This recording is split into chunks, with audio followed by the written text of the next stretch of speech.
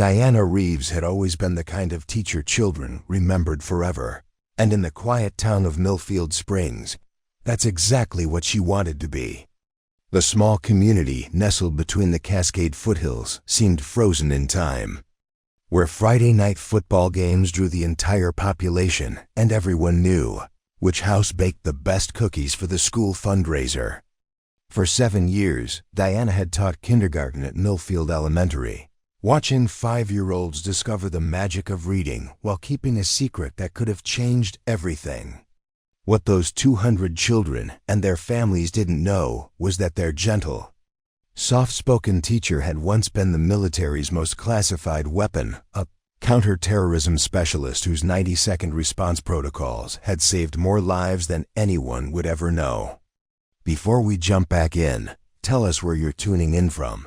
And if this story touches you, make sure you're subscribed, because tomorrow, I've saved something extra special for you. Diana appeared to be everything a small-town kindergarten teacher should be. At 34, she wore cardigans and soft pastels, kept her auburn hair in a neat bun, secured with colorful clips that matched her students' artwork, and spoke in the patient, melodic voice that could calm the most anxious 5-year-old. Her classroom was a wonderland of learning centers, reading nooks, and carefully organized supplies that sparkled with the kind of attention to detail that made parents grateful their children had landed in her care. But there were things about Diana Reeves that didn't quite fit the kindergarten teacher mold. Details so subtle that only someone trained to notice would pick them up. The way she positioned her desk to maintain visual contact with both the classroom door and the windows facing the parking lot. How she could identify every parent's vehicle by engine sound alone, and how her body went rigid whenever unexpected footsteps echoed in the hallway during class time. Her students knew her as the teacher who could open any stubborn container, reach any high shelf, and somehow always knew when someone was upset before they even started crying. What they didn't know was that Diana's gentle hands, which helped them tie shoes and wipe tears, had once been trained to disarm explosives and neutralize threats in under 30 seconds. Those same fingers that traced letters in sand trays had once operated communication systems for classified missions that officially never happened. The voice that read bedtime stories with perfect inflection had once coordinated tactical responses in languages most people had never heard of. Every morning at 6:47 a.m., Diana arrived at Millfield Elementary exactly 18 minutes before any other staff member. She used this time for what she called room preparation, but it was actually something far more systematic. She would walk the perimeter of the building, noting any changes in landscaping, maintenance work, or unfamiliar vehicles. She'd check sight lines from various positions, test door locks and window latches, and mentally rehearse evacuation routes she'd developed for different emergency scenarios. In her desk's bottom drawer, hidden beneath lesson plans and behavior charts, sat items that had no business being in a kindergarten classroom. A satellite communication device disguised as a calculator, emergency medical supplies far beyond the standard first aid kit, and a small, encrypted tablet that received security updates from sources that supposedly didn't exist anymore. Diana's colleagues saw her dedication to child safety as admirable, but slightly excessive. She'd volunteered to lead the school's emergency preparedness committee, instituting monthly safety drills that went far beyond state requirements. She'd somehow secured funding for upgraded door locks, security cameras, and a communication system that could instantly connect every classroom to local emergency services. When anyone asked how a kindergarten teacher had become such an expert on security protocols, she'd smile and say she'd taken some online courses during summer break. The children in room 12 adored their teacher with the fierce loyalty that only 5-year-olds could muster. They didn't question why Miss Reeves always seemed to know when someone was approaching their classroom before the person appeared in the doorway. They thought it was magical how she could spot a scraped knee or hurt feelings from across the room and respond with exactly the right words or actions. They simply accepted that their teacher was special in ways they couldn't quite explain. Diana had chosen Millfield Springs specifically because it was the kind of place where nothing ever happened. No major crimes, no terrorist threats, no incidents that would attract federal attention. The most excitement the town saw was the annual Harvest Festival and the occasional argument over high school basketball referees. It was perfect cover for someone who needed to disappear completely from her former life. 7 years ago, Diana Reeves had been created from carefully forged documents and meticulously constructed background stories. The woman who had existed before Lieutenant Commander Alexis Kane of Naval Intelligence, Counter-Terrorism Unit Bravo, had officially died in a training accident during the classified exercise. Her military records were sealed so deeply that most government officials didn't have clearance to know they existed. But Alexis Kane had been too good at her job to simply retire quietly. She'd uncovered corruption at the highest levels of military intelligence, evidence of weapons sales to hostile foreign governments, and a network of officers who were trading American lives for personal profit. When she'd tried to report her findings through proper channels, she discovered that the corruption reached into those channels as well. The training accident that killed Alexis Kane had been arranged by people who needed her knowledge to disappear permanently. Asterisk. Diana's transformation into a kindergarten teacher hadn't been random. During her military service, she'd specialized in hostage rescue operations involving children, becoming an expert in child psychology under extreme stress. She understood how young minds process trauma and had developed techniques for keeping children calm and cooperative during life-threatening situations. What had once been classified tactical knowledge now served her in managing playground disputes and helping homesick 5-year-olds adjust to their first school experience. The irony wasn't lost on her that the same skills that had made her invaluable to counter-terrorism operations now made her an exceptional kindergarten teacher. Reading micro-expressions to detect deception helped her know when a student was struggling academically or socially. Her ability to remain calm under pressure translated into patient responses to meltdowns and accidents. Her tactical communication training meant she could de-escalate conflicts between children with the same precision she'd once used to coordinate military operations. Every evening, Diana would lock her classroom and walk to her small apartment 3 blocks from the school. She'd grade papers, plan lessons, and maintain the careful routine of a dedicated teacher. But sometimes, late at night, she'd access the encrypted communications that kept her informed about her former world.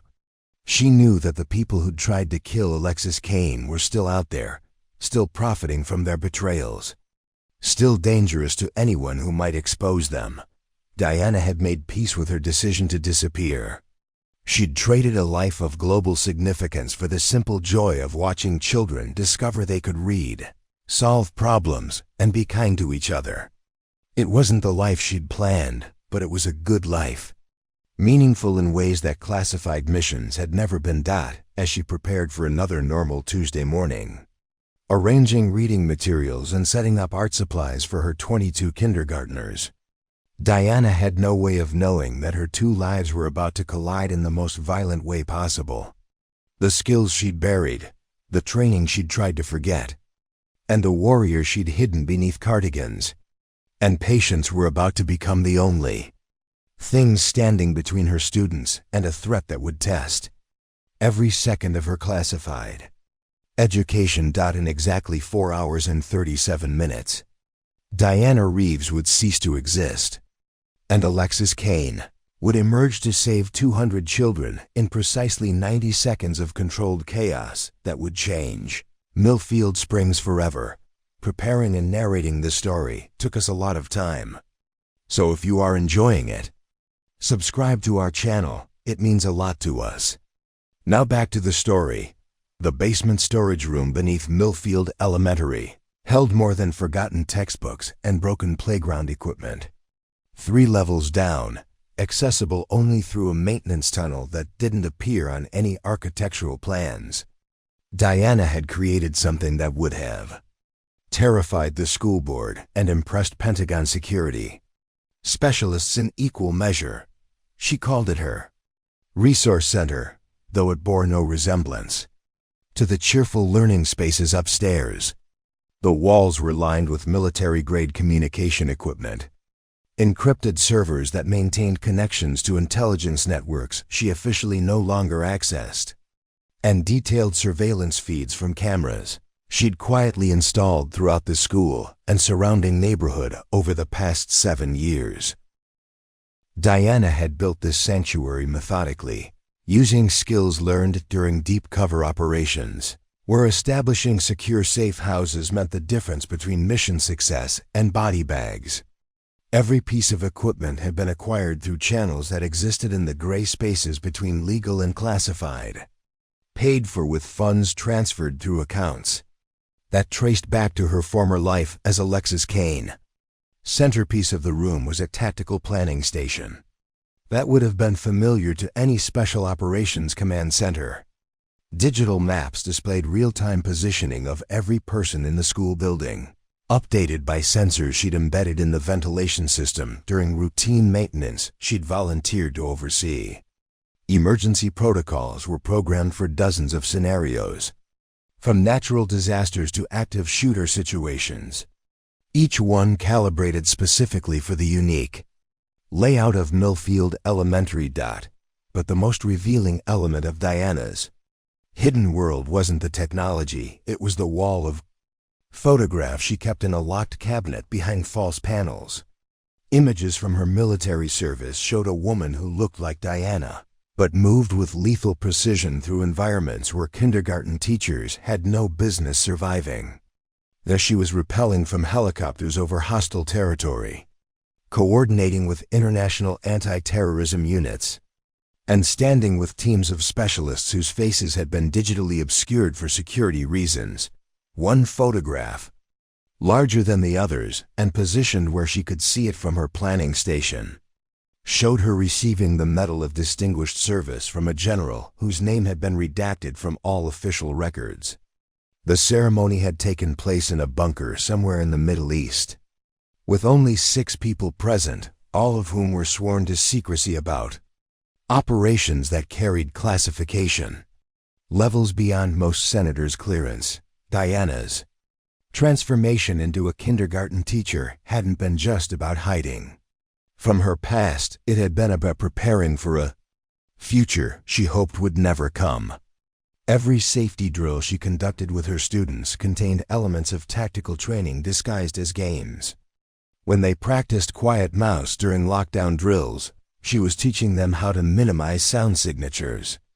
When they learned about helper jobs during emergencies, she was creating a command structure that could function even if adult supervision was compromised. Her students unknowingly participated in some of the most sophisticated emergency preparedness training ever conducted in an elementary school. They could evacuate the building through 6 different routes, including 3 that weren't listed in official emergency plans. They knew how to recognize the difference between Diana's teaching voice and her serious voice, and understood that the serious voice meant immediate, unquestioning compliance with whatever instructions followed. Most remarkably, Diana had trained her 22 kindergartners to respond to specific hand signals and coded phrases that could direct their movements without creating panic.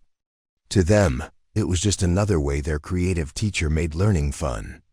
They had no idea they were being prepared for scenarios that kept federal security analysts awake at night. The encrypted communication system in her basement room maintained contact with 3 other deep cover operatives who had made similar choices to disappear into civilian life. They formed an informal network of retired specialists who monitored threats and shared intelligence about the people who had tried to eliminate them. The messages were brief, coded, and transmitted on frequencies that officially didn't exist. Her most frequent contact was someone identified only as Phoenix, a former Delta Force operative now working as a small-town mechanic in Oregon. Phoenix had been part of the same Black Ops unit that had discovered the corruption in military intelligence, and like Diana, had barely escaped alive when their investigation was discovered. Their communications consisted mainly of situation reports and updates on the people who wanted them dead. The latest message from Phoenix had been troubling. Nest activities increasing. Multiple assets compromised. Suggest elevated readiness protocols. Translated from their coded language, it meant that the network of corrupt officials they'd once investigated was becoming more active, and that other former operatives were being targeted for elimination. Diana had responded with her standard "acknowledged," maintaining position, but privately she was concerned. For 7 years, she'd managed to stay completely invisible. But recent changes in federal security protocols suggested that someone was systematically searching for the operatives who had survived the purge of their unit, her deepest secret. The one she'd never shared even with Phoenix was the real reason she'd chosen to work with children. During her final classified mission, she'd been part of a hostage rescue operation at an international school in Eastern Europe. Terrorist operatives had taken 180 children and their teachers hostage, demanding the release of imprisoned colleagues and threatening to execute students if their demands weren't met. The operation had lasted 4 days and 17 hours. Diana had spent that time embedded with the children, disguised as a volunteer teacher, gathering intelligence while keeping the hostages calm and preparing them for the eventual rescue. When the assault team finally moved, it was Diana's coordination with the children, her ability to position them for safety and direct their movements through coded instructions that had prevented any casualties among the hostages. The psychological evaluations after that mission had noted her exceptional rapport with children under extreme stress, and her intuitive understanding of how young minds processed fear and instruction. It was that expertise that had made her invaluable for operations involving civilian populations, and it was that same skill set that now made her extraordinarily effective as a kindergarten teacher. But there was something else about working with children that Diana had never reported in her psychological evaluations. After years of operations where success was measured in eliminated threats and prevented attacks, there was something profoundly healing about watching 5-year-olds discover they could read, solve problems, and be kind to each other. Her students gave her a sense of purpose that classified missions had never provided. Every evening, after her students went home to families who had no idea how thoroughly their children had been prepared for scenarios that would never happen, Diana would spend exactly 37 minutes in her underground room, reviewing threat assessments and updating her emergency protocols. Then she would lock everything away and return to grading papers and planning lessons like any other dedicated teacher. The duality of her existence had become so natural that she sometimes forgot which version of herself was the performance. Was Diana Reeves the mask worn by Alexis Kane, or had Alexis Kane been a temporary identity that had finally been replaced by who she truly was? The question had become philosophical rather than practical, because both identities shared the same core mission: protecting innocence from people who would harm them.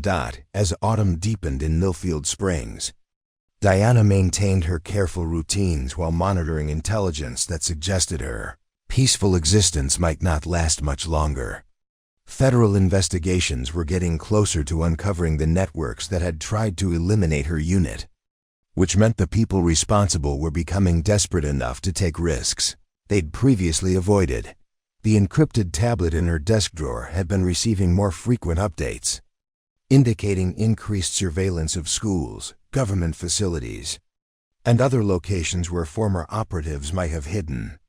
Someone was systematically hunting the survivors of Unit Bravo, and Diana knew that eventually they would work their way down to a small town kindergarten teacher who had done too good a job of disappearing.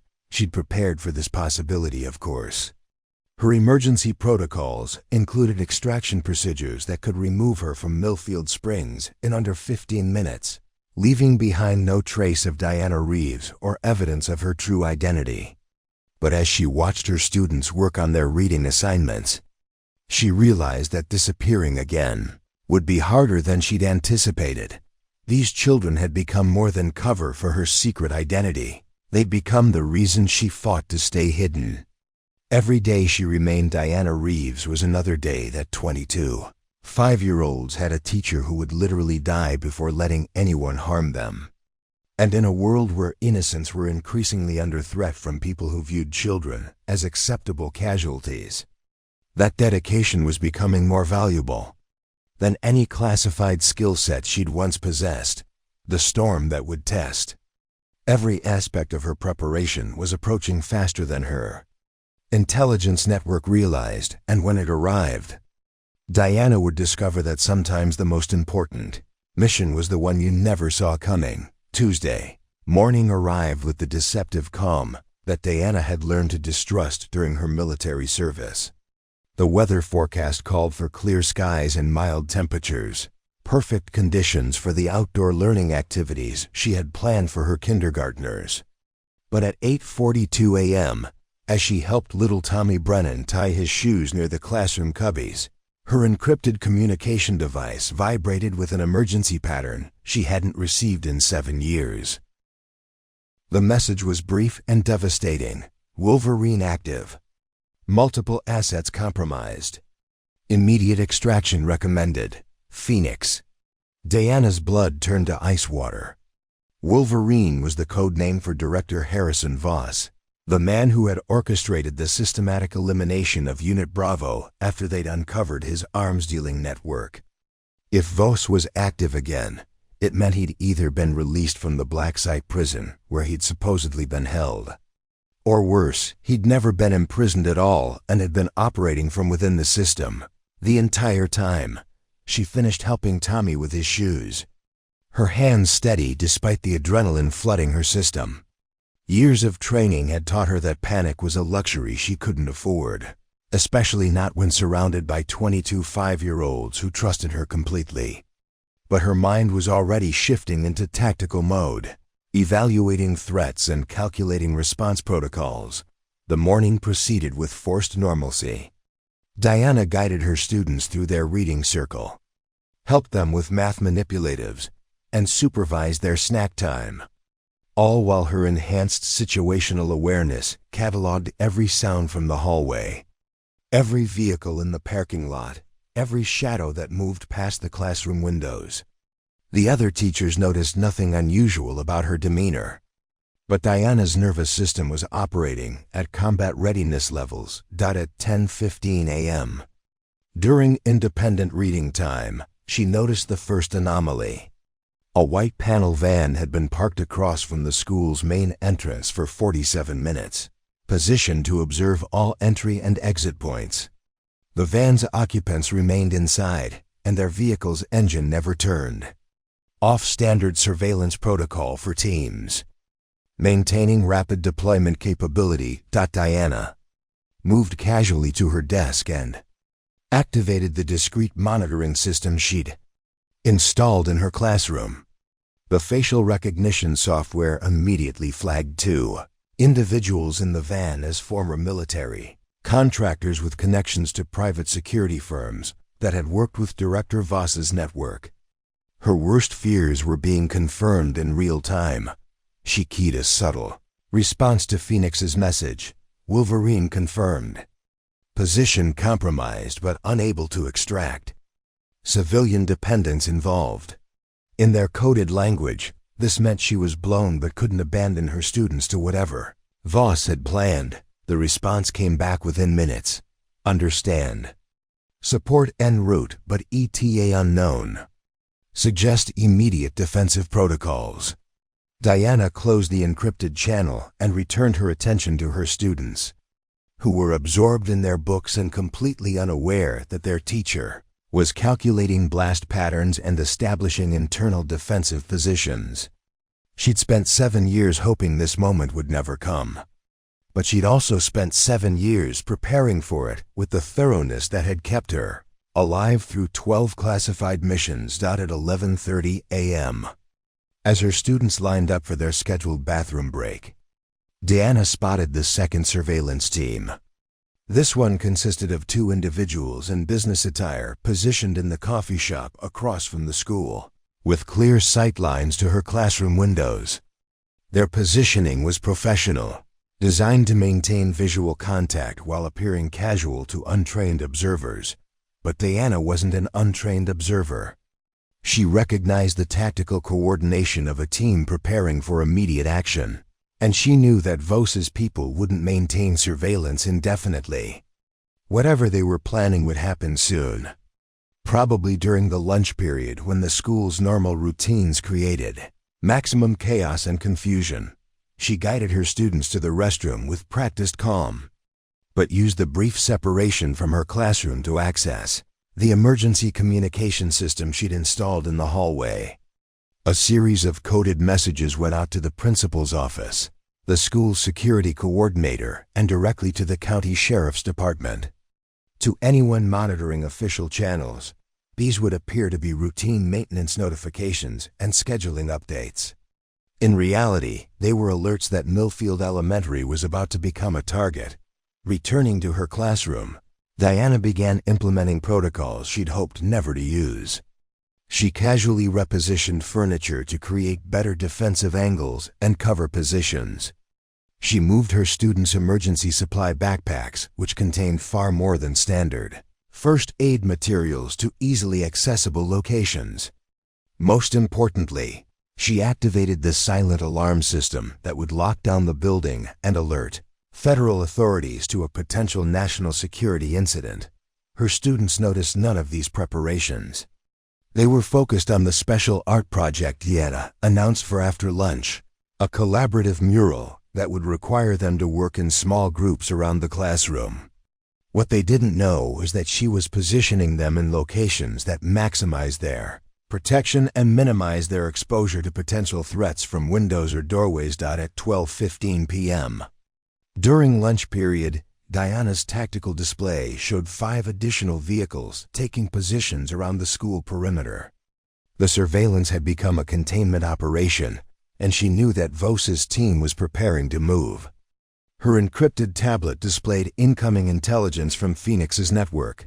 Local law enforcement communications were being jammed, and federal response teams had been delayed by false reports of terrorism threats in other counties. Diana was on her own. Exactly as Voss had planned, she used the lunch break to make final preparations, moving through her classroom with the systematic efficiency of someone who had survived similar situations through meticulous planning and flawless execution. Emergency supplies were distributed to locations her students could access quickly. Communication devices were hidden in places where they wouldn't be found during a casual search, but could be reached if needed. Most importantly, she activated the recording systems that would document whatever was about to happen when her students returned from lunch at 12:45 p.m., chattering excitedly about the playground games they'd played and the friends they'd sat with in the cafeteria. Diana felt the familiar calm that preceded combat operations. Her civilian identity was being stripped away layer by layer, revealing the warrior underneath who had never really disappeared. "Okay, everyone," she said in her teaching voice, which carried none of the tension she felt. "Let's get started on our special art project. I want you to remember that today is going to be a very important day, and you're all going to be incredibly brave." The children beamed at her words, interpreting them as encouragement for their artistic efforts. They had no way of knowing that their teacher was preparing them for a confrontation that would determine whether they lived to see their families again. At 1:07 p.m., Diana's motion sensors detected movement in the school's main corridor. Multiple individuals were proceeding toward the classroom wing with the coordinated movement patterns of a tactical team. She had perhaps 3 minutes before they reached her door. 3 minutes to finalize preparations that would determine the outcome of whatever Voss had planned. she looked at her students, who were happily working on their art projects, trusting completely in their teacher's ability to keep them safe. That trust was about to be tested in ways that kindergartners should never have to experience. But Diana had spent 7 years ensuring that when this moment came, she would be ready. The encrypted tablet buzzed one final time with a message from Phoenix. Multiple agencies compromised. You're completely dark. Good hunting, Alexis. Diana Reeves smiled at her students and moved to her desk, where hidden panels would give her access to capabilities that no kindergarten teacher should possess. In approximately 90 seconds, the careful fiction of her civilian life would be shattered forever. But 22 5-year-olds would learn that sometimes the most unlikely people were exactly the heroes they needed. The sound of tactical boots in the hallway was growing closer, and Diana's transformation from teacher to operator was nearly complete. Everything she had built in Millfield Springs was about to be destroyed. But everything she had learned as Alexis Kane was about to save the lives of innocents who depended on her completely. The war that had followed her into hiding was finally coming home, and Diana was ready to end it on her own terms. The classroom door burst open at exactly 1:10 p.m., and Diana's 7 years of carefully constructed normalcy shattered like glass. 6 men in tactical gear flooded into room 12, their movements precise and coordinated, weapons drawn but not yet aimed at the children who looked up from their art projects with the wide-eyed confusion of 5-year-olds who had never seen anything more threatening than a strict substitute teacher. The team leader removed his helmet, revealing a face Diana recognized from classified briefings. Commander Jake Thornfield, one of Director Voss's most trusted operatives, and a man who had personally eliminated at least 12 former Unit Bravo members over the past 7 years. His cold smile was the same one he'd worn when interrogating prisoners in black site facilities that officially didn't exist. "Children," Thornfield announced in a voice that carried manufactured warmth, "please remain very quiet and listen to your teacher. We're here to have an important conversation with Miss Reeves about some special projects she's been working on." Diana's students instinctively moved closer to her, their childlike intuition recognizing danger even if they couldn't articulate what they were feeling. Little Sarah Kim reached for Diana's hand, and the touch of that small, trusting palm against her fingers triggered something fundamental in Diana's psychology. The absolute certainty that she would die before allowing harm to come to any of these children. "Gentlemen," Diana said, her voice maintaining the patient tone she used for parent conferences, "I'm afraid you're mistaken. I'm just a kindergarten teacher. Perhaps you're looking for someone else." Thornfield's smile widened, and he gestured for his team to spread out around the classroom's perimeter. "Oh, we're exactly where we need to be, Lieutenant Commander Alexis Kane. Or do you prefer your cover identity?" I must say, the kindergarten teacher persona is inspired. Who would think to look for one of Unit Bravo's most dangerous operatives in a classroom full of 5-year-olds? Diana felt the familiar shift in her consciousness that accompanied the transition from civilian to combat mindset. Her peripheral vision expanded, automatically cataloging the position of each hostile, the location of every child, and the tactical advantages available in her classroom environment. Years of suppressed training protocols activated like muscle memory, and she could feel Alexis Kane emerging from the careful disguise of Diana Reeves. "I think there's been some confusion," she replied, stepping slightly to position herself between Thornfield and her students. "Perhaps we could discuss this in the principal's office, away from the children." Thornfield laughed, a sound devoid of humor. "The children are exactly why we're here. You see, Director Voss has been quite impressed with your ability to disappear. 7 years without a trace, building a new identity, establishing deep cover in a location we never would have thought to search. It's really quite professional." He moved closer, his team maintaining their positions with the discipline of operators who had worked together extensively. "But the director has a problem."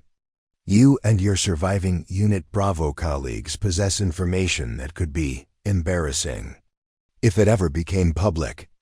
Detailed knowledge of arms deals, assassination contracts, foreign intelligence partnerships that would end several very lucrative arrangements. Diana's encrypted tablet, still hidden in her desk, would be recording every word of this conversation and transmitting it to secure servers that would ensure the evidence survived. Even if she didn't. But her immediate concern was the 22 children who were beginning to understand that something was very wrong in their safe, familiar classroom. The solution is quite elegant, Thornfield continued.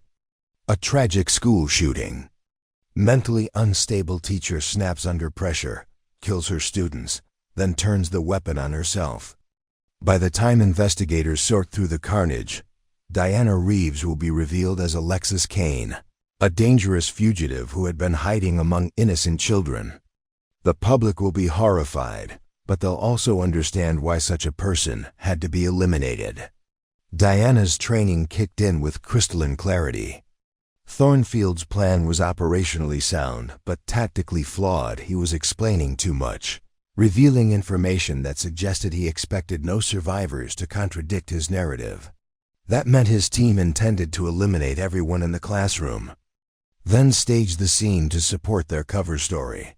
"You're making a mistake," Diana said quietly, her hand moving imperceptibly toward the emergency protocols hidden in her desk. "These children have nothing to do with Unit Bravo's operations. They're innocent."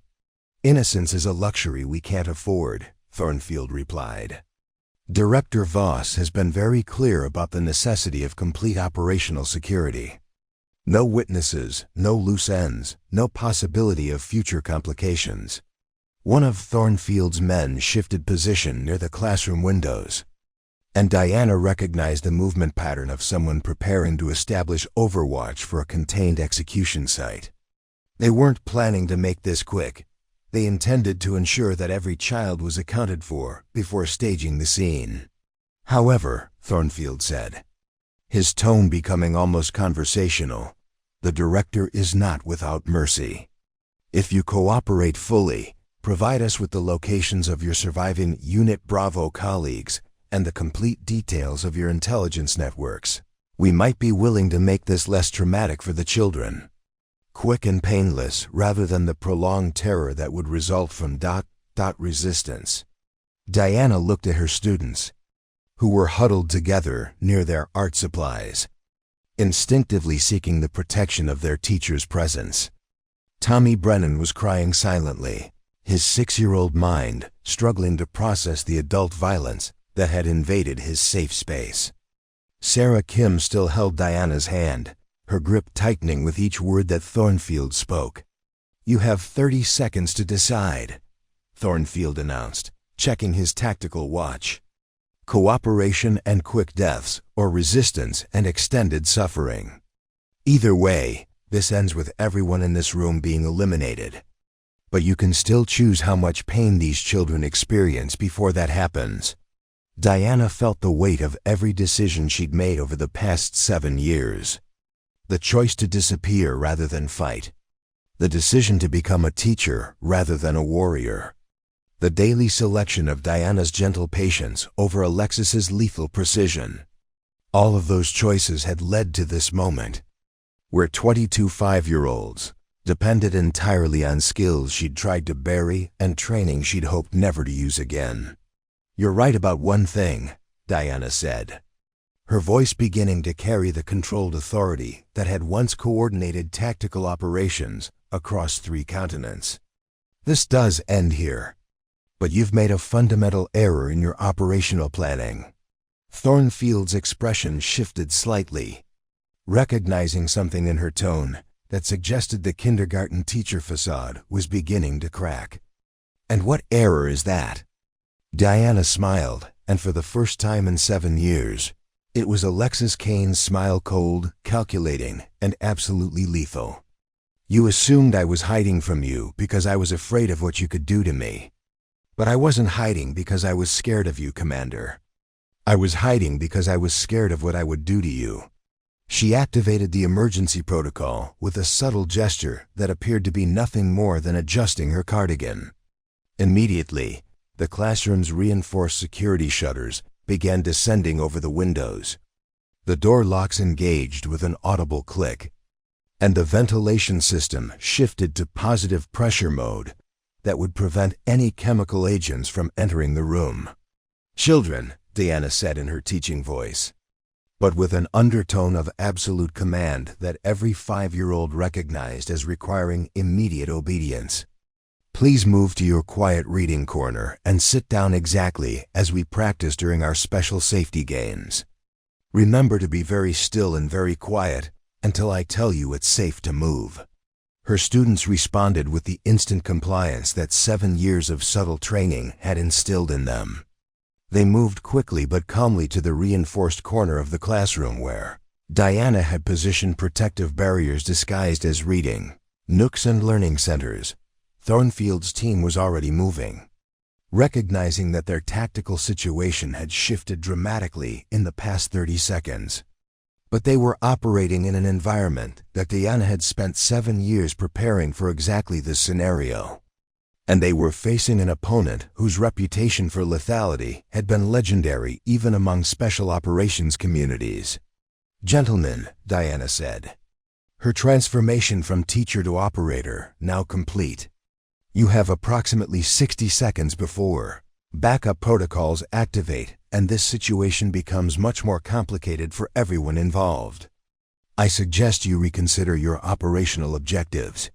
Thornfield raised his weapon, his professional demeanor replaced by the focused intensity of someone who had realized he was facing a significantly more dangerous opponent than his intelligence had suggested. "Last chance, Kane. Surrender now. Or watch these children die slowly while you're forced to listen." Diana's response came with the calm certainty of someone who had calculated all possible outcomes and chosen the one that maximized her students' survival chances. "Commander, you've just made the last mistake you'll ever make. You threatened my children." The words hung in the air for exactly 2.3 seconds before Diana moved, and in that brief moment, every person in room 12 understood that they were about to witness something unprecedented. Kindergarten teachers' love transformed into a weapon more dangerous than anything Thornfield's team had ever encountered. Diana's movement was a study in controlled lethality that had been honed through 12 years of classified operations and 7 years of forced restraint.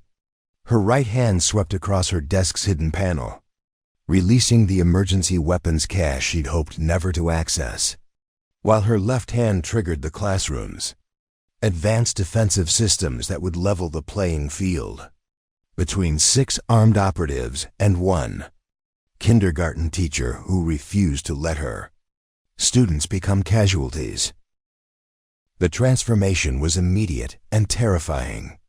The woman who had spent 7 years patiently tying shoelaces and reading bedtime stories moved with the fluid precision of someone who had been trained to eliminate threats in confined spaces without harming innocents. Thornfield's team had expected to overwhelm a frightened civilian, but they found themselves facing Lieutenant Commander Alexis Kane at full operational capacity. Diana's first action was to blind her attackers.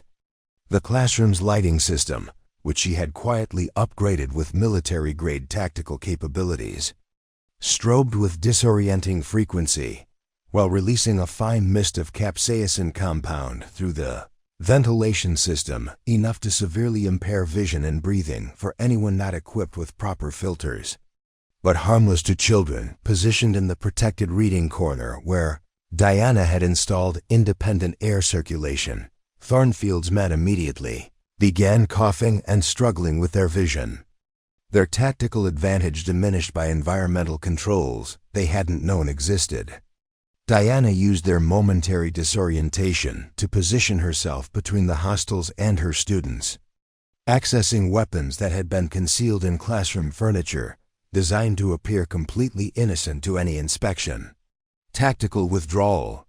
Thornfield shouted, his voice already roughened by the chemical irritants. "Regroup in the hallway." But Diana had anticipated this response. The classroom door that had clicked shut was equipped with magnetic locks rated for bank vault security, and the walls themselves contained reinforcement materials that would stop small arms fire. Thornfield's team wasn't withdrawing. They were trapped in an environment that Diana had spent 7 years optimizing for exactly this scenario. "I'm afraid that's not possible." "Commander," Diana said, her voice carrying the calm authority of someone completely in control of her tactical situation. "The lockdown protocols can only be disengaged from my personal biometric scanner, and I'm not inclined to accommodate your withdrawal preferences."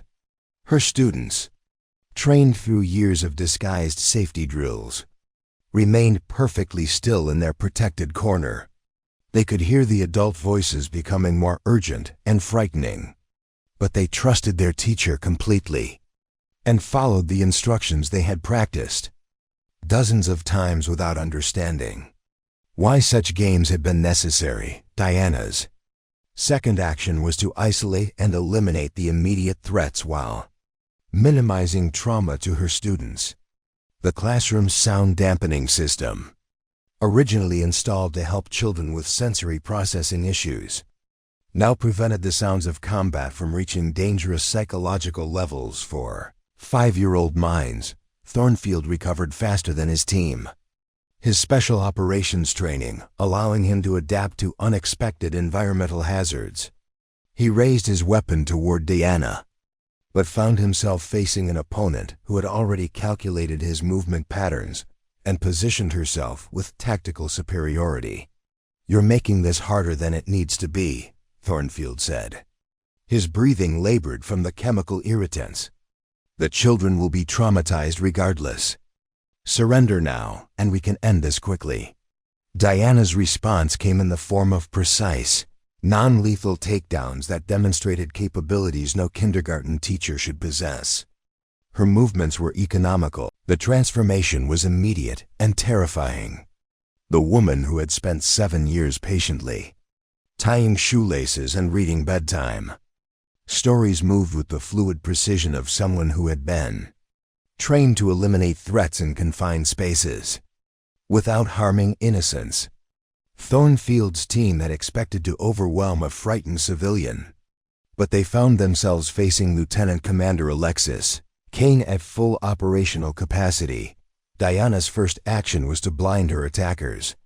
The classroom's lighting system, which she had quietly upgraded with military-grade tactical capabilities, strobed with disorienting frequency, while releasing a fine mist of capsaicin compound through the ventilation system, enough to severely impair vision and breathing for anyone not equipped with proper filters.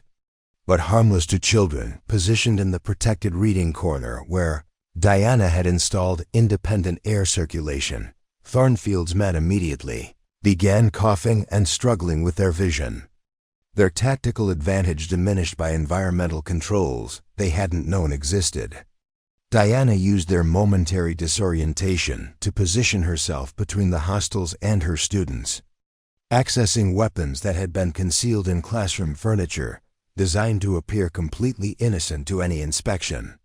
"Tactical withdrawal," Thornfield shouted, his voice already roughened by the chemical irritants. "Regroup in the hallway." But Diana had anticipated this response. The classroom door that had clicked shut was equipped with magnetic locks rated for bank vault security, and the walls themselves contained reinforcement materials that would stop small arms fire. Thornfield's team wasn't withdrawing. They were trapped in an environment that Diana had spent 7 years optimizing for exactly this scenario. "I'm afraid that's not possible." "Commander," Diana said, her voice carrying the calm authority of someone completely in control of her tactical situation. "The lockdown protocols can only be disengaged from my personal biometric scanner, and I'm not inclined to accommodate your withdrawal preferences." Her students, trained through years of disguised safety drills, remained perfectly still in their protected corner. They could hear the adult voices becoming more urgent and frightening, but they trusted their teacher completely and followed the instructions they had practiced dozens of times without understanding why such games had been necessary. Diana's second action was to isolate and eliminate the immediate threats while minimizing trauma to her students. The classroom's sound dampening system, originally installed to help children with sensory processing issues, now prevented the sounds of combat from reaching dangerous psychological levels for 5-year-old minds. Thornfield recovered faster than his team, his special operations training allowing him to adapt to unexpected environmental hazards. He raised his weapon toward Diana, but found himself facing an opponent who had already calculated his movement patterns and positioned herself with tactical superiority. "You're making this harder than it needs to be," Thornfield said. His breathing labored from the chemical irritants. "The children will be traumatized regardless. Surrender now, and we can end this quickly." Diana's response came in the form of precise, non-lethal takedowns that demonstrated capabilities no kindergarten teacher should possess. Her movements were economical and devastatingly effective, neutralizing threats while maintaining constant awareness of her students' positions and psychological state. "Actually, Commander," Diana replied as she disarmed the first operative with a combination of martial arts techniques that had been classified above most military officers' clearance levels. "My students have been prepared for this scenario through specialized training disguised as classroom activities. They understand that sometimes their teacher needs to protect them from bad people. And they know that staying calm and following instructions is how everyone stays safe." The truth was more complex than Diana's explanation suggested. Her students were indeed responding to years of subtle, psychological conditioning that had prepared them to remain functional during extreme stress. But they were also protected by the absolute trust they placed in their teacher's ability to keep them safe. To them, Miss Reeves was simply handling a grown-up problem the way she handled all problems, with competence, determination, and unwavering focus on their well-being. Thornfield's remaining team members were struggling with equipment failures that seemed to multiply exponentially. Their communication devices were jammed by signals emanating from Diana's hidden electronics. Their weapons were malfunctioning due to electromagnetic interference that targeted specific frequencies used by military hardware. Even their tactical gear was becoming unreliable as the classroom's environmental systems created conditions that degraded their operational effectiveness. "How is this possible?" Thornfield demanded, watching his carefully planned operation deteriorate into chaos. "You're just a teacher." Diana smiled with cold satisfaction as she neutralized the second operative using pressure point techniques that left him unconscious but uninjured. "I was never just a teacher, Commander. I was Lieutenant Commander Alexis Kane, who chose to become Diana Reeves. The difference is that Diana has something Alexis never had a reason to fight that goes beyond duty or survival." She gestured toward her students, who remained calm and protected in their corner, following safety protocols that had been disguised as learning games for 7 years. "These children trust me completely to keep them safe. They believe that their teacher can handle any problem, solve any crisis." The 90 seconds that followed would later be analyzed by federal tactical specialists as a masterclass in close quarters combat within a confined space containing protected civilians.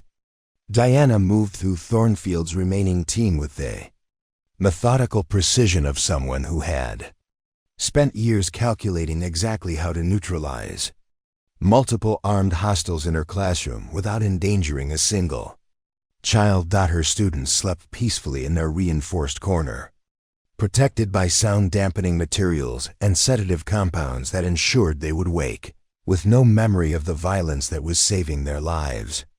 Diana had positioned herself between the unconscious children and the remaining threats, creating an impenetrable barrier of tactical expertise and maternal determination. Thornfield himself proved more resilient than his team, his special operations background allowing him to adapt to the chemical irritants and electromagnetic interference that had disabled his men. He moved with professional competence, seeking angles of attack that would force Diana to choose between engaging him and maintaining protection of her students. "You're trapped in here with us, Kane," Thornfield said, his voice distorted by the breathing apparatus he'd activated to counter the environmental hazards.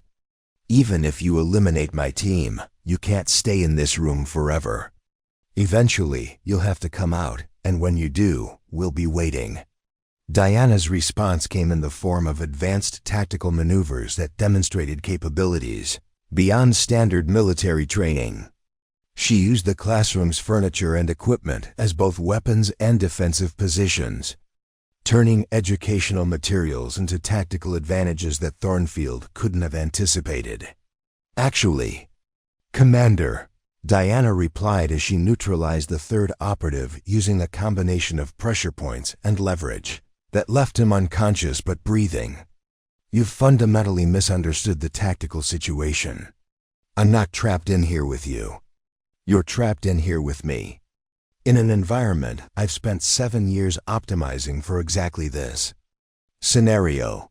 The truth of her statement became apparent as Thornfield attempted to use standard breaching techniques to regain tactical initiative. Every surface he touched, every piece of equipment he tried to use, every position he attempted to secure had been modified with countermeasures that turned his own training against him. Diana had spent years studying how hostile forces would likely attack a school environment, and she had prepared accordingly. The classroom that appeared to be filled with innocent educational materials was actually a sophisticated defensive installation designed to protect children while enabling their teacher to operate at full combat effectiveness. Thornfield's fourth team member discovered this when he attempted to use the classroom's windows as tactical positions. The reinforced glass that had descended during lockdown procedures was bulletproof and electromagnetically shielded, but more importantly, it was equipped with sensors that detected hostile intentions and responded with targeted defensive measures. The operative found himself temporarily paralyzed by precisely calibrated electrical charges that coursed through the window frame when he attempted to establish a firing position. Diana had calculated that non-lethal incapacitation would be more psychologically manageable for her students if they witnessed any part of the confrontation, and her defensive systems reflected that priority.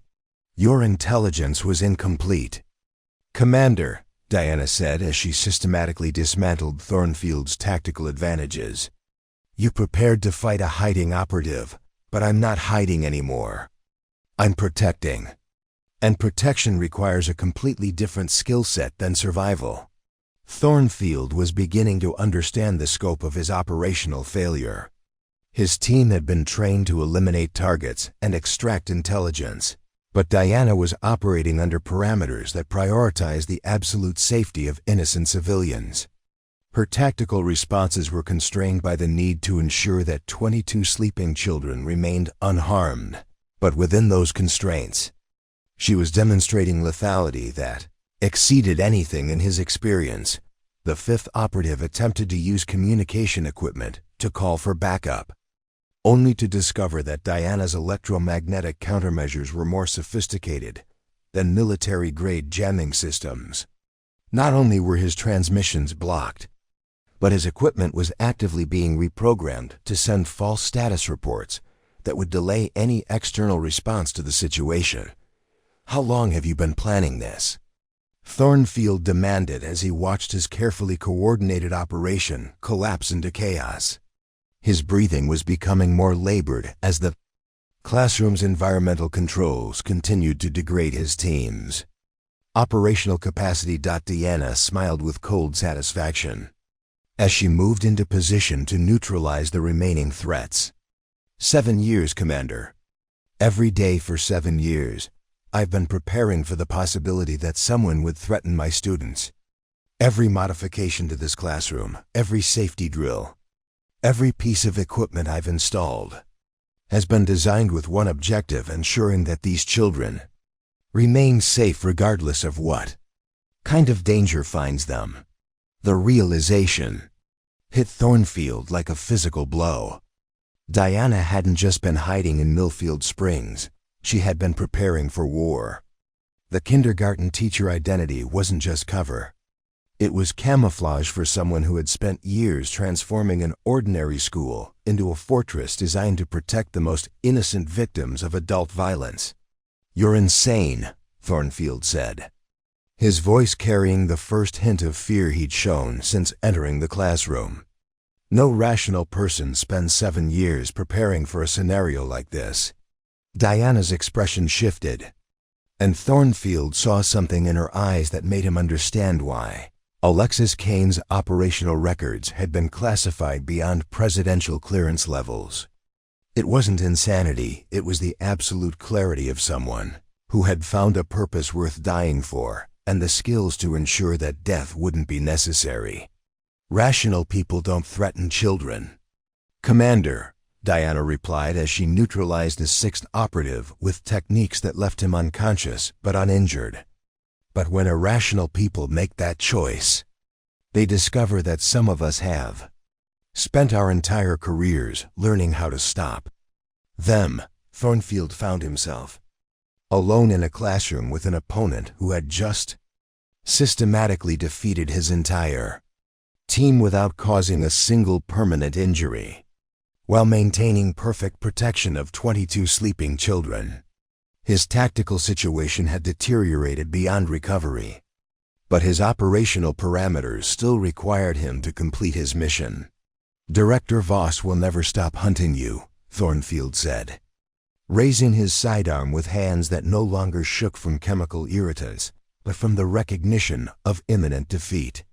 "Even if you eliminate me, he has resources you can't imagine. Networks, contacts, government connections that reach the highest levels. You can't fight an entire system." Diana's response came with the calm certainty of someone who had already calculated all possible outcomes and chosen her path accordingly. "I'm not fighting a system, Commander. I'm protecting children. And when that's your mission, you discover that systems become much less important than ensuring that innocent people can sleep safely." She gestured toward her students, who remained peacefully unconscious in their protected corner, completely unaware that their teacher had just defeated 6 armed operatives in less than 90 seconds while ensuring their absolute safety. "You see, Director Voss made a fundamental error when he chose to threaten kindergartners," Diana continued, moving with predatory grace as she prepared to end the confrontation. "He assumed that targeting children would make me more vulnerable. But what he actually did was remove every constraint that kept me functioning as a civilian rather than as the weapon I was trained to be." Thornfield's final gambit was to threaten the children directly, betting that Diana's protective instincts would create tactical vulnerabilities he could exploit. But as he moved toward the sleeping students, he discovered that Diana had anticipated this possibility and prepared accordingly. The classroom's final defensive measure activated automatically when hostile movement was detected near the children's protected area. Thornfield found himself immobilized by precisely calibrated restraint systems that had been built into the classroom's infrastructure. Unable to move, but conscious enough to watch Diana approach with the controlled lethality that had made her legendary among special operations communities. "Goodbye, Commander," Diana said quietly. "When you see Director Voss, tell him that threatening children was the last mistake his network will ever make." Thornfield's unconscious form joined his team members in the corner of the classroom, opposite from Diana's sleeping students. 6 armed operatives had been neutralized in exactly 90 seconds by a kindergarten teacher who had refused to let her protective instincts be constrained by the fiction of civilian helplessness. Diana looked at her students, who slept peacefully through the confrontation that had just saved their lives, and felt the familiar satisfaction of a mission accomplished without civilian casualties. But she also knew that this victory was only the beginning of a larger conflict that would determine whether she could continue protecting these children or would need to take the fight directly to the people who threatened them. Diana's encrypted tablet buzzed with incoming intelligence as she secured the unconscious operatives using restraint systems built into her classroom furniture. The messages flooding her communication channels painted a picture that made Thornfield's failed assault look like a minor skirmish in a much larger war. Director Voss hadn't just sent one team to eliminate her. He had activated sleeper cells across 6 states, targeting every remaining Unit Bravo survivor simultaneously. Phoenix's emergency transmission arrived first, transmitted from what appeared to be a combat zone under heavy assault. Multiple teams, government badges, federal authority. They're not just hunting us, they're conducting official operations with legal cover. Voss has infiltrated federal agencies at the highest levels. Diana felt her blood chill as she processed the implications. Her victory over Thornfield's team had been possible because she was fighting mercenaries operating outside legal authority. But if Voss had legitimate federal backing, every law enforcement agency in the country could potentially be turned against the Unit Bravo survivors under the guise of national security. Operations. The second message came from an operative code named Falcon, transmitting from a location that GPS coordinates placed in northern Montana. Safe house compromised. Family targeted. They're not just eliminating operatives, they're eliminating bloodlines. Complete eradication protocol active. Diana's hands trembled slightly as she read those words. Complete eradication protocol meant that Voss wasn't just targeting the surviving members of Unit Bravo, he was systematically murdering their families, their friends, anyone who might have been told stories or shown photographs that could eventually lead to questions about operations that officially never happened. Her students remained peacefully unconscious in their protected corner, completely unaware that their teacher was receiving intelligence that would reshape her understanding of the threat they all faced. Diana had spent 7 years believing that her primary danger came from Director Voss's desire to eliminate witnesses to his arms-dealing network. The truth was far more sinister. The third transmission arrived from Raven, broadcasting from coordinates that placed him somewhere in the Pacific Northwest. Voss has government contracts worth hundreds of millions. Not just arms-dealing, complete privatization of black operations. Unit Bravo's files could expose the entire shadow military infrastructure that's been built over the past decade. This isn't about covering up past crimes. This is about protecting ongoing operations that involve foreign governments, defense contractors, and congressional oversight committees. Diana accessed her own intelligence archives, cross-referencing the incoming reports with classified documents she had maintained despite orders to destroy all evidence of Unit Bravo's operations. The pattern that emerged was breathtaking in its scope and terrifying in its implications. Director Voss hadn't just been selling weapons to foreign buyers, he had been systematically replacing official military operations with privatized alternatives that operated outside congressional oversight and international law. Unit Bravo's exposure of his arms-dealing network had threatened to reveal a shadow military system that generated profits for defense contractors while providing plausible deniability for government officials who wanted results without accountability. Encrypted tablet displayed financial records that showed the true scope of Voss's empire. Defense contracts totaling $3 billion over 7 years, funding operations that ranged from assassination services to regime change capabilities that could be activated without presidential authorization. Unit Bravo's members possessed detailed knowledge of these operations because they had been the test subjects for techniques that were later implemented on a global scale. Phoenix's second transmission arrived with coordinates and tactical intelligence that made Diana's situation exponentially more complex. Voss has federal task forces converging on all known associates. Your location is blown. Estimate 6 hours before official law enforcement arrives with warrants for terrorism charges. They're not coming to arrest you, they're coming to eliminate you with legal justification. Diana looked at her sleeping students and felt the weight of an impossible decision. She could extract herself from Millfield Springs within 15 minutes, disappearing into deep cover protocols that would keep her alive but leave these children vulnerable to whatever Voss planned as retaliation for his team's failure. Or she could stay and fight, protecting her students but ensuring that the battle would escalate beyond anything a small town could survive. Fourth message arrived from an unknown operative using emergency authentication. Codes that identified him as Ghost, someone Diana didn't recognize but whose security clearances suggested he was operating at the highest levels of federal intelligence. Voss has congressional backing for emergency counter-terrorism measures. National security letters issued for all Unit Bravo associates. Legal framework in place to justify any level of response against domestic terrorist cells threatening homeland security. You're not fighting criminals anymore.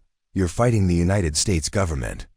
Diana's tactical mind immediately began calculating response scenarios.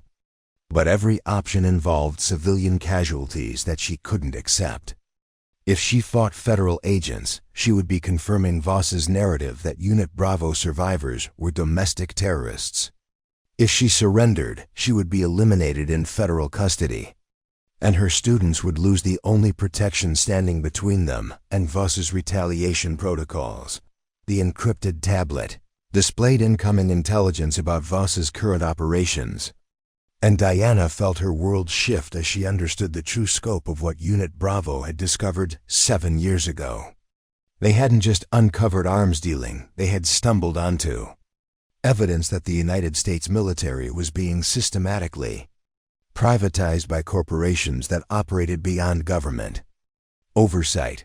Voss's network included defense contractors who had been awarded no-bid contracts worth hundreds of billions of dollars, congressional representatives who received campaign contributions in exchange for blocking oversight investigations, and federal agencies that had been infiltrated by operatives who reported to private interests rather than elected officials. The assassination of Unit Bravo members wasn't just about covering up past crimes, it was about protecting an ongoing transformation of American military power that would eventually place the country's defense capabilities under corporate control rather than democratic governance. Diana accessed classified files that showed how extensively Voss's influence had spread through federal agencies. The FBI task forces being assembled to hunt Unit Bravo. Survivors included agents who had been recruited and trained by Voss's corporate partners.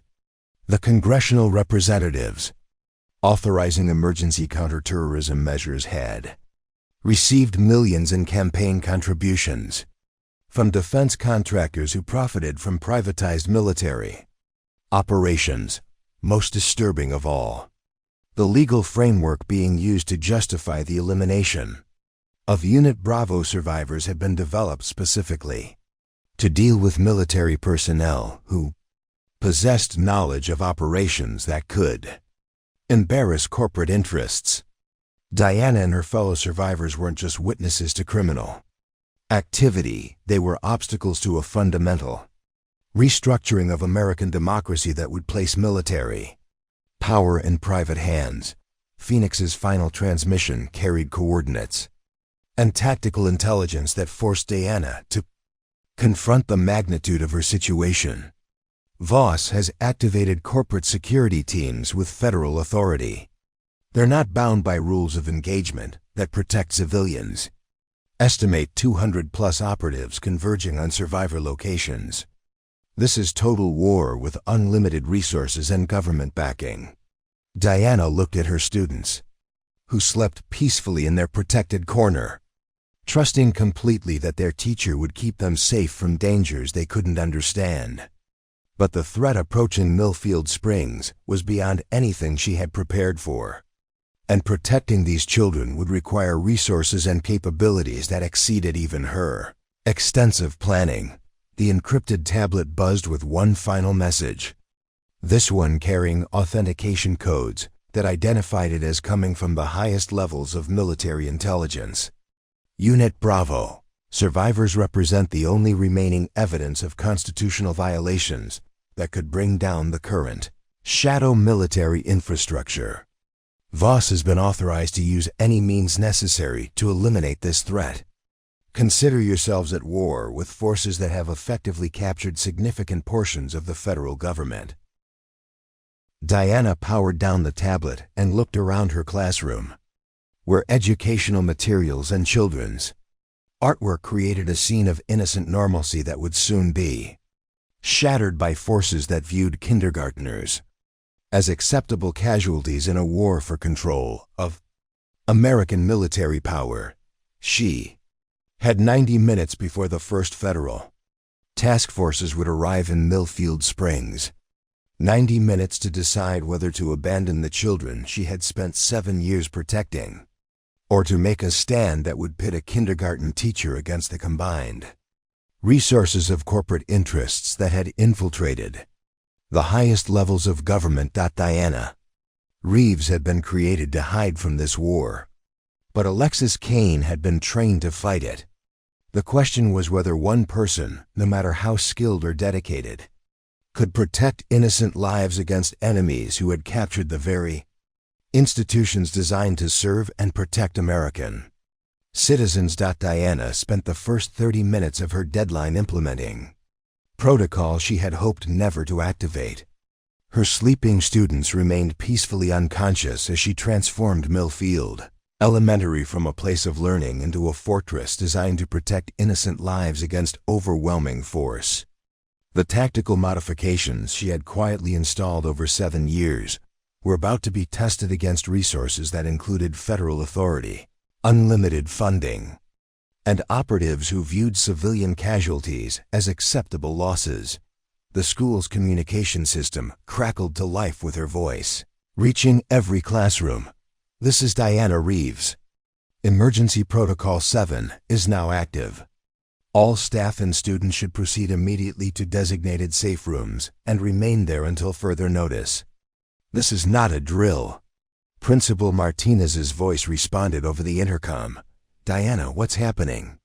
We don't have a Protocol 7 in our emergency manual.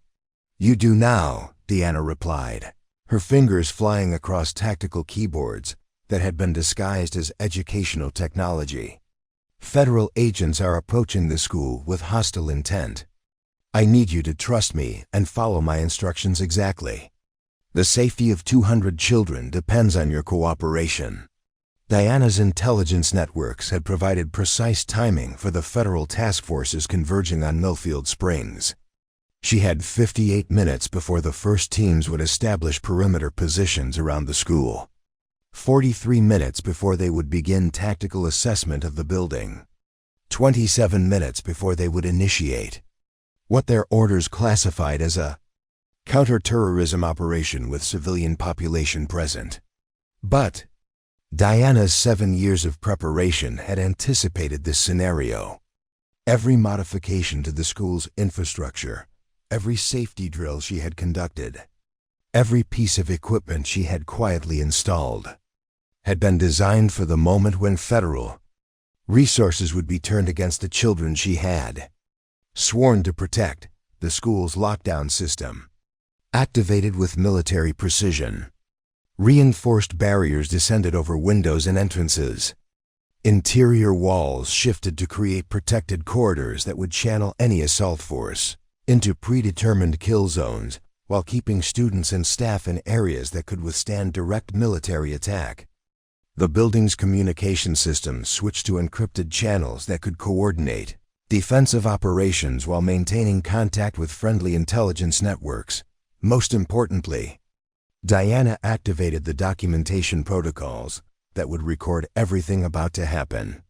Whatever the outcome of the approaching confrontation, the evidence would survive to expose the truth about federal agencies being used to eliminate witnesses to corporate military takeover of American defense capabilities. Phoenix's voice crackled through her encrypted communication system, Valkyrie. I'm seeing massive federal mobilization on multiple fronts. They're not just hunting Unit Bravo survivors. They're implementing complete media blackout protocols. This operation is designed to ensure no witnesses survive to contradict their terrorism narrative. Diana checked her tactical displays, which showed federal vehicles establishing positions around Millfield Springs with the precision of a military occupation. Local law enforcement had been ordered to evacuate the area for public safety during federal counter-terrorism operations, leaving the school completely isolated from any assistance that might question federal authority. Phoenix, what's your status? Diana transmitted while completing final defensive preparations. Extracted successfully, but barely. Falcon and Raven weren't as fortunate. Federal teams are using rules of engagement that authorize lethal force against any resistance. They're not taking prisoners. Diana felt the weight of being possibly the last surviving member of Unit Bravo still capable of exposing the truth about Voss's network. Her tactical situation was beyond desperate one person defending 200 children against federal resources that included helicopter gunships, armored vehicles, and operatives who had been convinced they were eliminating domestic terrorists. The school's early warning systems detected the first federal vehicles entering Millfield Springs exactly on schedule. Diana's display showed the deployment patterns of teams that had been trained for urban warfare against fortified positions. Their approach was methodical and overwhelming, designed to crush resistance through superior firepower and tactical coordination. Diana had spent 7 years studying how federal forces would likely assault a school environment, and she had prepared accordingly. Every advantage they expected to possess had been countered by modifications that turned their own tactics against them. Every piece of standard equipment they relied upon would malfunction due to electromagnetic countermeasures. Every communication frequency they used would be jammed or intercepted by systems that had been designed specifically to defeat federal surveillance capabilities. Principal Martinez's voice reached her through the school's internal communication system. Diana, the children are asking questions. They're scared, but they trust you. What should I tell them? Tell them that Miss Reeves is handling a very serious grown-up problem, and that everyone needs to stay exactly where they are until it's safe. Diana replied while monitoring federal team positions through cameras she had installed throughout the town.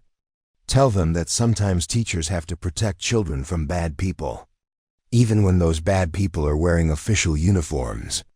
The federal teams reached the school's perimeter at exactly the time Diana's intelligence had predicted.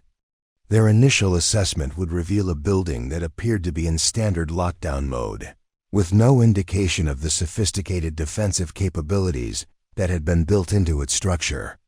Diana watched their deployment through surveillance systems that had been disguised as routine school security equipment. Task Force Commander Bradley Morrison established his command post in the school's parking lot, exactly where Diana had anticipated. His operational briefing to federal agents would later be analyzed as evidence of how thoroughly Voss's narrative had penetrated federal law enforcement. Target is Alexis Kane, former military operator turned domestic terrorist, Morrison announced to his assembled teams. Intelligence indicates she has taken hostages including multiple children and school staff. Rules of engagement authorize lethal force to protect civilian lives. This individual is considered extremely dangerous and has demonstrated willingness to use children as human shields. Diana listened to Morrison's briefing through surveillance equipment that had been recording federal communications since their arrival in Millfield Springs.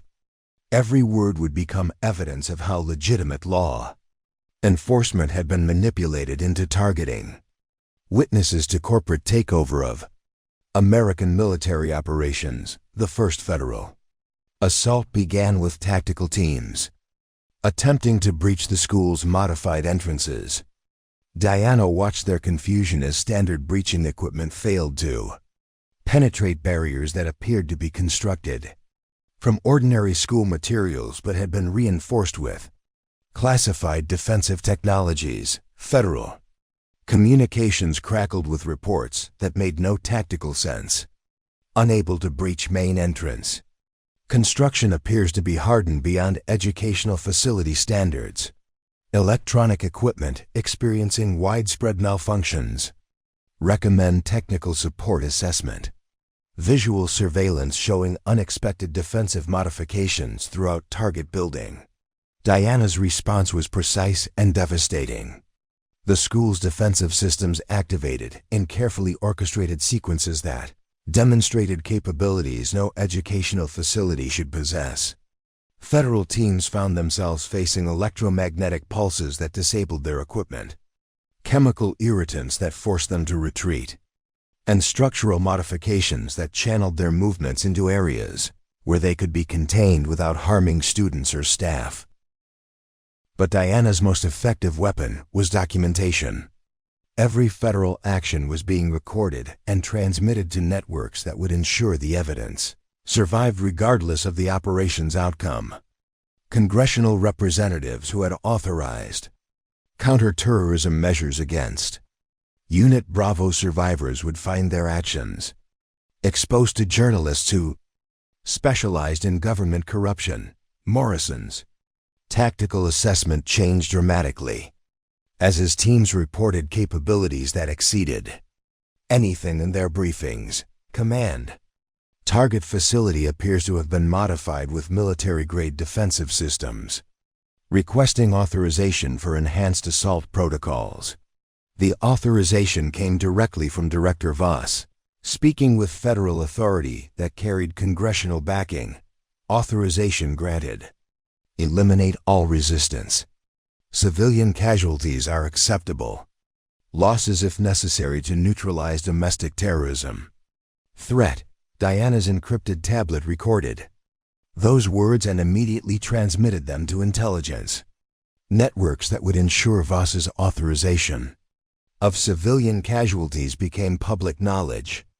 The federal operation was being exposed in real time, creating evidence that would eventually bring down the entire shadow military infrastructure that had captured portions of the American government.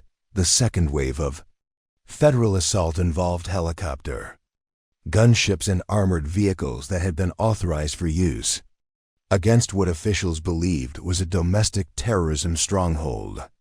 Diana watched their approach through monitoring systems that calculated blast patterns and structural damage that would result from military weapons being used against a school.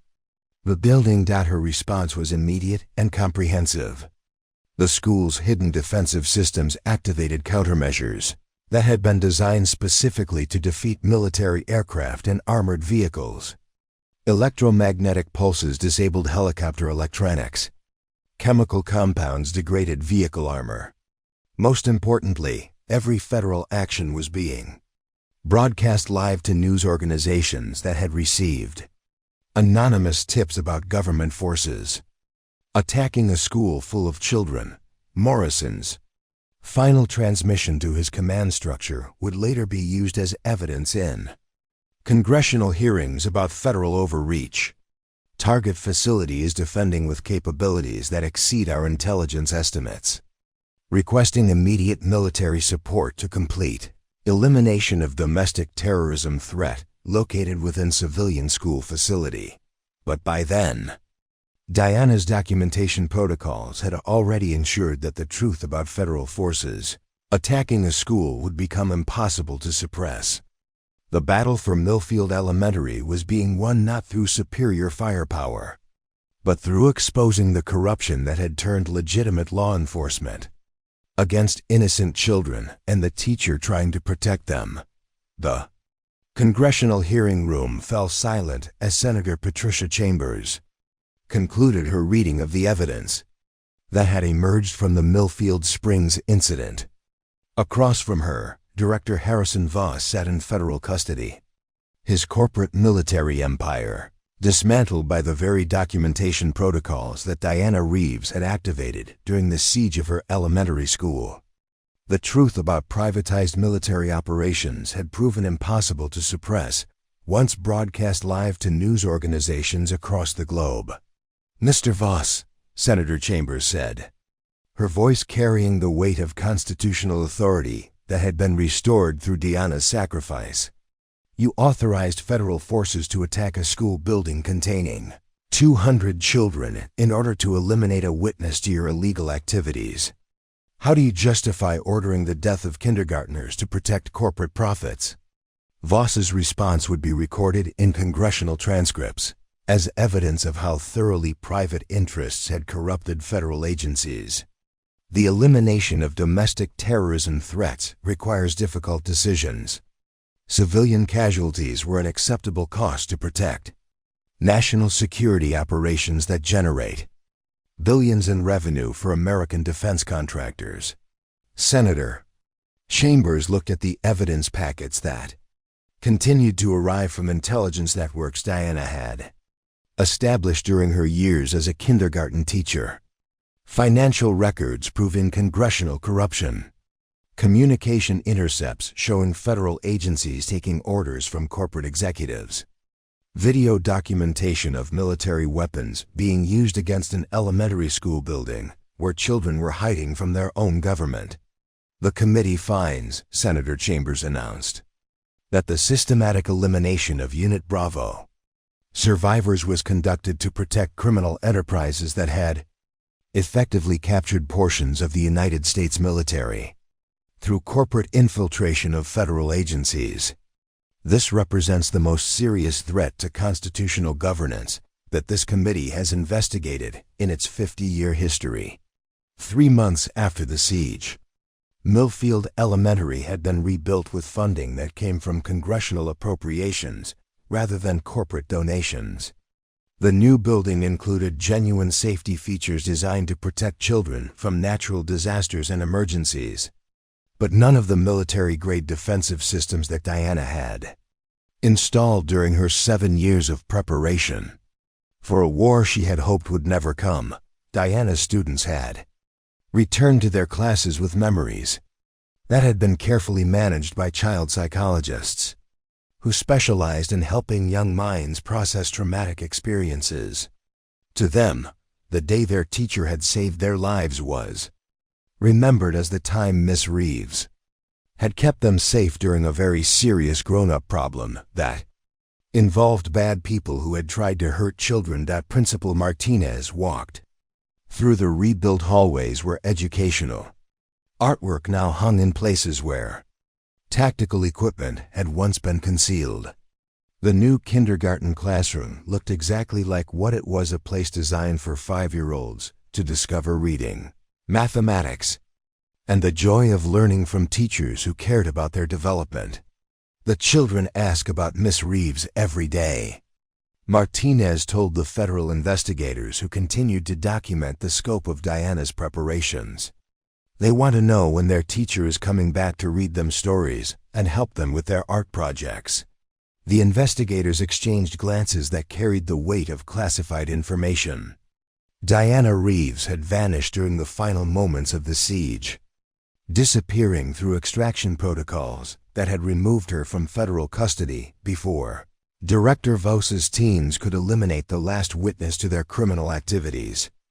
Her current location was unknown to federal agencies, congressional oversight committees, and intelligence networks that continued to search for the woman who had exposed corruption at the highest levels of government. But her students didn't need to understand federal investigations or congressional hearings. They simply missed their teacher who had protected them with skills they would never fully comprehend and dedication that had redefined what it meant to serve innocent lives. the truth about Diana's disappearance was more complex than federal investigators realized. During the final hours of the siege, when federal forces had been ordered to eliminate all witnesses regardless of age, Phoenix had activated extraction protocols that removed Diana from Millfield Springs through networks that existed beyond government oversight. She had been given a choice: remain in federal custody and face elimination by Director Voss's remaining operatives, or disappear into deep cover protocols that would protect her life, but separate her forever from the children she had spent 7 years learning to love. Diana's decision had been immediate and heartbreaking. The same protective instincts that had driven her to fight federal forces rather than abandon her students now required her to leave them in order to ensure their continued safety. As long as Diana Reeves existed, her students would remain targets for retaliation by corporate interests seeking revenge against the woman who had destroyed their shadow military infrastructure. 6 months after the siege, a new kindergarten teacher arrived at Millfield Elementary. Mrs. Jennifer Walsh came with excellent credentials, genuine warmth toward children, and absolutely no connection to classified military operations or federal intelligence networks. She was exactly what she appeared to be: an educator who specialized in helping 5-year-olds develop academic skills and social confidence. Diana's former students adapted to their new teacher with the resilience that characterized healthy young minds. They shared stories about Miss Reeves with Mrs. Walsh, describing their former teacher's ability to solve any problem and make them feel safe regardless of what scary things might be happening in the grown-up world. Miss Reeves always knew when we were sad, little Tommy Brennan told Mrs. Walsh during their first week together, and she could fix anything that was broken. She told us that teachers are supposed to protect children from bad people, and that's what she did. Mrs. Walsh listened to these stories with the patience of someone who understood that her students were processing experiences that had shaped their understanding of trust, safety, and the adult responsibility to protect innocence. She couldn't replace Diana Reeves, but she could continue the work of helping these children discover their potential while feeling secure in their learning environment. Congressional investigators continued to uncover evidence of how extensively corporate interests had infiltrated federal agencies. Defense contractors who had received billions in no-bid contracts were prosecuted for fraud. Congressional representatives who had authorized counter-terrorism measures against Unit Bravo survivors faced ethics investigations that ended their political careers. Federal agents who had participated in attacking an elementary school were disciplined or terminated, depending on their level of knowledge about the operation's true purpose. But the most significant outcome of the Millfield Springs incident was the congressional legislation that restored oversight of military operations and ended the privatization schemes that had placed American defense capabilities under corporate control. Diana's documentation had provided evidence for reforms that would prevent future attempts to replace democratic accountability with profit-driven military services. Phoenix maintained communication with Diana through networks that operated beyond federal surveillance, providing updates about the children whose lives she had saved and the ongoing investigations that continued to expose the scope of Director Voss's criminal enterprise. "Your students are thriving," Phoenix reported during one of their encrypted conversations. "They're reading above grade level, solving complex problems, and demonstrating leadership skills that suggest your educational methods were as effective as your protective protocols. Mrs. Walsh says they're the most well-prepared kindergartners she's ever taught." Diana smiled at the message, finding satisfaction in knowing that her 7 years as an educator had succeeded beyond the tactical achievements that had saved their lives. The children she had protected were growing into capable, Confident individuals who would carry forward the lessons about courage, preparation, and the adult responsibility to safeguard innocence. The evidence networks Diana had established continued operating under Phoenix's coordination, monitoring for signs that corporate interests might attempt to rebuild the shadow military infrastructure that congressional reforms had dismantled. Former Unit Bravo survivors who had escaped elimination worked with oversight committees to ensure that privatized military operations could never again threaten democratic control of American defense capabilities. 2 years after the siege, Diana received a package through encrypted mail services that operated beyond federal tracking capabilities. Inside were photographs from Millfield Elementary's end-of-year celebration, showing her former students graduating from kindergarten with academic achievements that exceeded state standards. Each child had written a letter to Miss Reeves, wherever you are, expressing gratitude for lessons they couldn't fully articulate but would carry with them throughout their lives. They had learned that adults sometimes faced serious problems that required difficult choices, but that dedicated teachers would always put children's safety above their own convenience or comfort. Diana kept those letters in a secure location, where she could read them whenever the isolation of deep cover became overwhelming.